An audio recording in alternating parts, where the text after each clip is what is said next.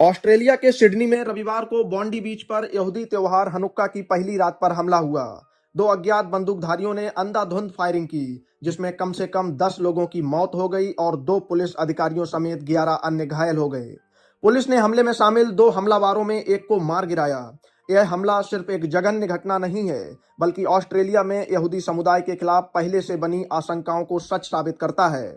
Israel ने पहले ही Australia को चेतावनी दी थी कि देश में यहूदी विरोधी भावना बढ़ रही है।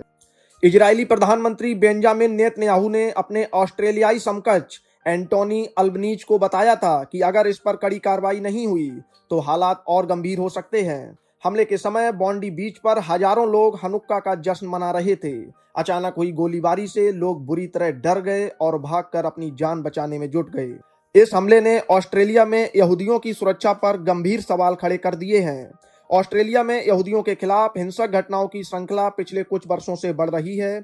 अक्टूबर 2023 में हमास के खिलाफ इजरायल की सैन्य कार्रवाई के बाद यहूदियों पर हमले और बढ़ गए। दीवारों पर आपत्तिजनक नारे लिखे गए, यहूदी स्कूलों ने सुरक्षा बढ़ाई और माता पिता बच्चों को डे केयर भेजने में डरते रहे। ऑस्ट्रेलिया में कुल 2.7 करोड़ आबादी में से करीब 1.5 लाख लोग यहूदी समुदाय से हैं। इनमें से करीब 1/3 सिडनी के पूर्वी उपनगरों में रहते हैं, जिनमें बॉन्डी क्षेत्र भी शामिल है। स्थानीय लोगों का कहना है कि हालात अब इतने चुनौतीपूर्ण हो गए हैं कि कई लोग सुरक्षित रहने के लिए इजराइल जाने पर विचार कर रहे हैं।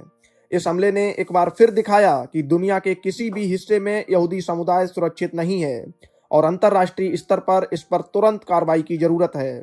ऑस्ट्रेलियाई सरकार ने सुरक्षा बढ़ाने के लिए पहले ही यहूदी समुदाय के लिए विशेष दूत नियुक्त किया है, लेकिन ये हमले यह दर्शाते हैं कि खतरा अब भी बना हुआ है।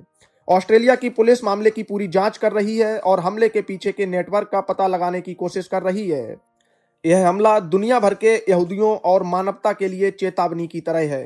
Bureau report, Bharat update desk.